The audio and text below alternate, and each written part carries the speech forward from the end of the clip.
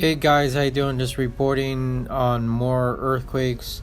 As you know, Salt Lake City had a big one yesterday with a 5.7, and followed by all these other ones that happened there. They just had another one there. It was a 3.2 earthquake on there. Also, not just Utah, but in San Diego, there was reported about an hour ago of a small earthquake, East County. It was a 2.7 earthquake that hit northwest of Lakeside around 7 o'clock, 7:15 in the morning.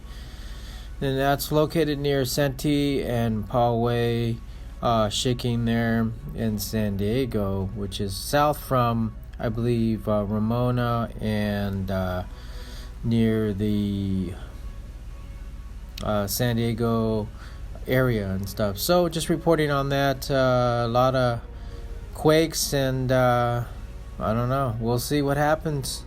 Stay safe. Thank you for watching. Please subscribe to us on YouTube.